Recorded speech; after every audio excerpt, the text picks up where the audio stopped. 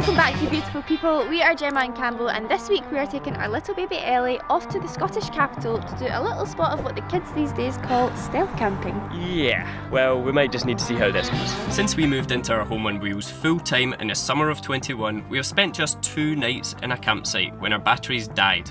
We love keeping our cost of living down by sleeping wild, as it means we can spend more money supporting the local businesses around our beautiful country.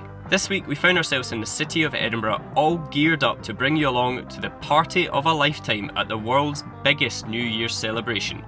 Unfortunately, new COVID restrictions mean this New Year's Eve party is over before it's begun. Large-scale Hogmanay celebrations, including that planned here in our capital city, will not proceed. Anyway, we decided to celebrate the capital in our own way, bringing in the bells by doing what we do best, messing things up. I'm definitely going to need to wash my jeans there.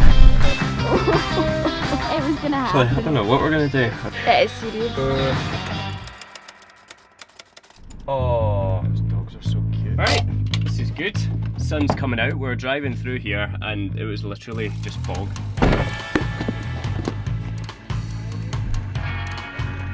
Anyone else get a bit of swan fear? Look how many there is. Absolutely your favourite place in the world. Bird Central, I know. And so we're back in the capital, back in Edinburgh, and today we're going to be attempting to scale the most dangerous and the tallest mountain in all of East Lothian. It is the seat of King Arthur himself, Arthur's seat. He said it was pretty tall. 260 metres. It's tall for me, given that I'm full of pigs and blankets still. It's the first time I've ever done it, and I've heard it's pretty much like a straight climb up, so it is definitely going to be a good way to dust off the old lungs again. So there you go, Jim, perfect example of some Edinburgh real estate. That's good. Invest in that. Yeah. I believe it's marked on the signpost over there as a prime park location, city centre adjacent, 2-bedroom flat, noted under condition as a fixer-upper, 400,000 Edinburgh price.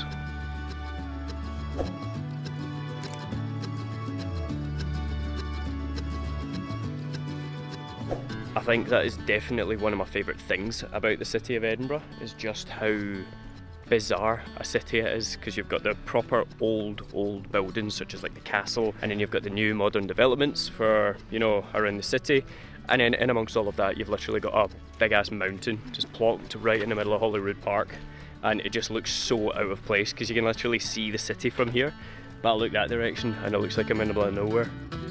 You're nearly there. Are you regretting your attire? Very much so. I knew I would. I always do. I was cold when we were at the van, so I was like, right, I'll just lay it up because you know I can take them off. Regret. I'm melting and I don't want to take them off because I'm going to need to carry them. Oh. That's not a bad view at all, is it? It's beautiful, isn't it? I'm just glad we got a view, because honestly on the way here we drove through so much fog and I was thinking that this was going to be a bit of a write-off, but no, it's really nice here. So you can see a view over Holyrood Park, Edinburgh Castle, Carlton Hill. It's just, on a clear day, Arthur's Seat is a place to come in Edinburgh. It's absolutely beautiful. What about the walk? Relatively easy, to be honest. But yeah, I just recommend you wear good sturdy shoes because it can be a little bit slippy in places, especially if it's been raining. The ground's a little bit uneven and you're going to get them muddy. You're going to get really muddy. Because I'm raging. I've not washed my jeans in about 3 weeks. Had no intentions of washing them anytime soon, but now they're absolutely bogging. Honestly, he's like a school kid with his favourite pair of clothing that can't go in the wash. Raging. I'm definitely going to need to wash my jeans now. Turn around. Oh no. Only clean jacket. I know. The camera was scraped in the mud, I think that. I could just feel myself slowly rolling into that puddle. It's alright, it's nice and quiet up here at least, so I didn't do it in front of anyone.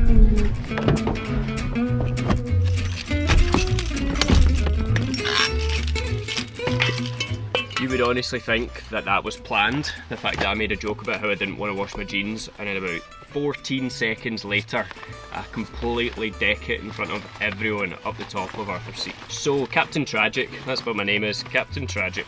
Unbelievable. I have to say, I had a little fall as well, and that's with both of us wearing hiking boots, sturdy shoes, still might fall. There was people kicking about in Converse. White trainers and white trainers and white jeans. And they didn't fall. And here I am, Berghaus jacket, all the gear and no idea, decking it.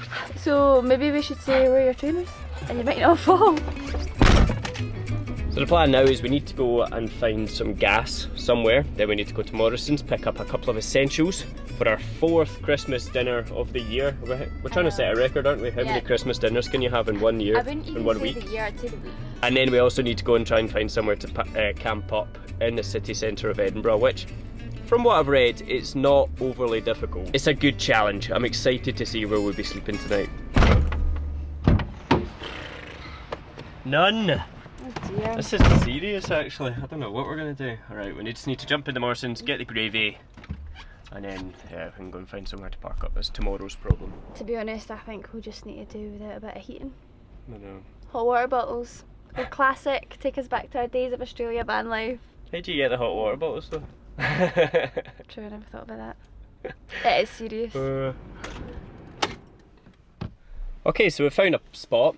I reckon it could be an interesting night. It's just off Ferry Road, which is like one of the busiest roads in the kind of northern end of Edinburgh, but we've come to a bit just off of that, kind of in amongst the plain parks. And there's a couple of other vans parked up. I don't know whether they belong to people and they're just parking up here for, you know, to store them, but yeah. Yeah, it seems alright, doesn't it? Hopefully, Not too busy. as it gets later, it should quieten down. Unfortunately, because of our stupid bed design of our van, the bed seems to be on the right hand side at the back, so it means that we need to park on like the opposite side of the road unless we want cars literally driving past our heads. So I've had to make it a bit less conspicuous that way, but It's fine. I think we'll blend right in. We just look like a big abandoned washing machine. Well, no matter where we're sleeping tonight, baby, we are going to eat like kings and queens. We have so much leftover food from Christmas, so we've just like bunged it all together. And this was supposed to be lunch, but it's now 5:15, so this will be dinner. So we're gonna pray that the gas bottle lasts us, because I don't think we'll actually be catching it around here. Interestingly, every single place I phoned said they've not actually had gas for a few months now. Actually, one of the places said since the beginning of the pandemic. But everywhere that I've spoken to these days seems to be the case. If they didn't already have like a large stock of gas bottles, they weren't going to have it in stock now because they weren't getting any new bottles. So it was basically all they could do was swap them because of everything that's going on in the world. We might need to pray that the gas bottle lasts until next week or later on in the week, until we start to head north. Oh, we've somehow managed to frazzle the tatties. Gemma immediately got straight into pyjamas. Who doesn't? Oh yes, this looks good. Yes.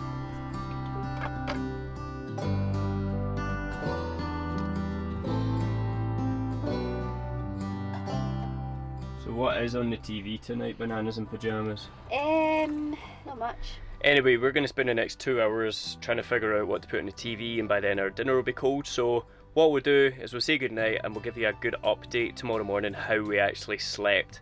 Crossing our fingers it's not going to be a midnight update and we actually sleep all the way through to the morning. So good night, guys. So good morning, everyone. I had a reasonably good sleep.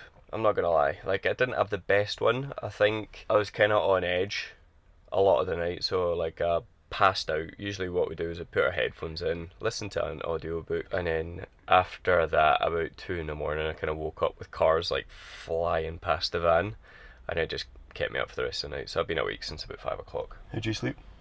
Well, my AirPods had run out of battery, so unfortunately it took me a while to get to sleep. I could just hear all the cars going by, but I got to sleep eventually. I was really tired this morning. I don't know why. I'm really tired. It's nice to be back in Ellie, I'm not gonna lie. The past couple of nights we've been sleeping at our parents' house, and yeah, I'm enjoying just getting back into the routine of waking up, having my kitchen like literally 2 steps away, so to wake up, make a coffee, climb back into bed, enjoy a cup of tea. It's the simple things in life, I've always got to say. It's the simple things.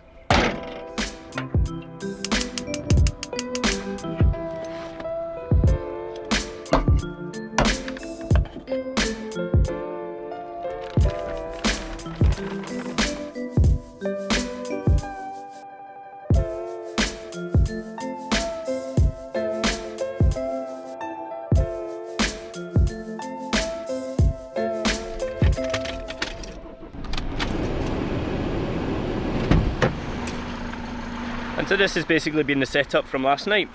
Busy main road there, big park behind you guys, and we just kind of tucked in quite snugly there. There's one other camper van just over there. I don't know if anyone slept in it, but we saw that and we thought, why not? Looks like a perfect place, just off Ferry Road, almost city centre, but a pretty decent place to camp overnight.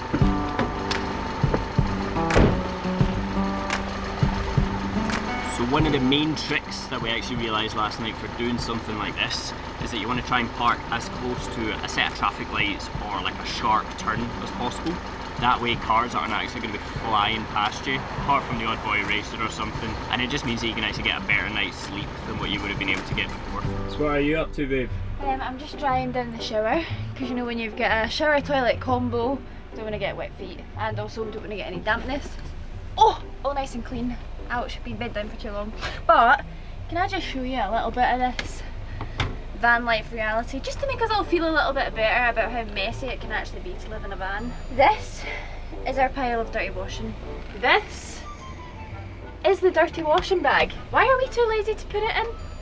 I don't know, for some reason we just pile it up on top, and it's supposed to live under the bed, but instead it's just been like living in this corner. See, I always thought there was like a special, because I put my pants there and then you somehow magically go in the bag, so I always thought it was the van fairy. Or is it not that they just magically appear on top of the bag? Clean. I have to say that's just well clean. Oh yeah. Right, well since you love doing the toilet that much, I've got a job for you. Oh, what? Oh, thanks.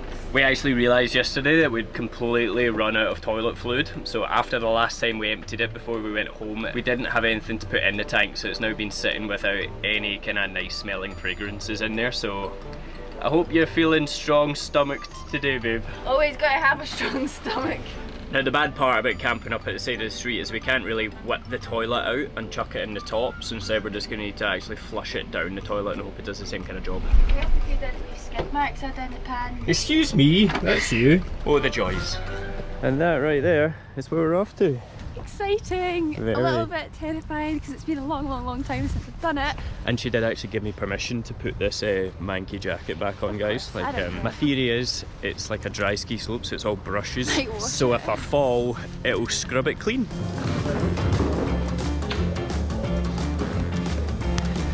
I'm not gonna lie to you right now, I am pretty terrified.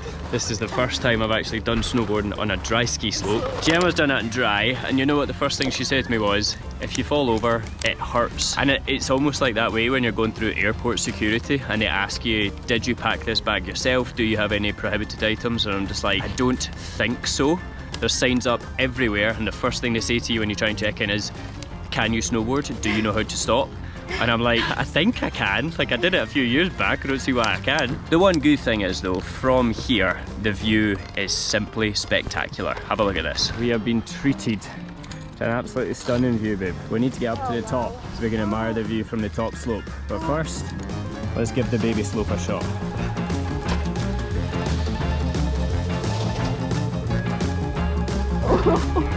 It was gonna happen, wasn't it?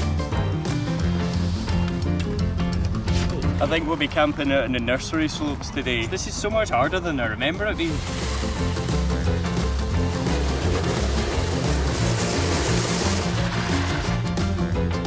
Practice makes perfect, right?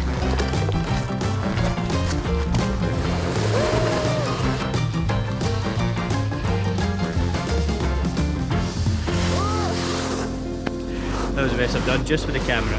So I think I just found my New Year's resolution for 2022 is I need to take a crash course in snowboarding lessons, and I need to get good at this again. I used to be up the top of that big slope doing backflips and triple somersaults and all sorts, and now I can't even do a bloody turn. Very frustrating. So that's but it. New Year's resolution, who knows, maybe even Get next back on the winter we'll slopes. be in Europe. Absolutely. Skiing We'll be coming for you, Geneva.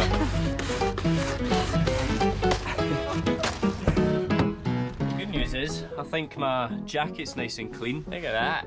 Oh, it's getting there. Yeah. So, okay. So that was good fun. That What an was good experience. fun. Again, I think, like we say, we definitely need to invest in ourselves a little bit in 2022.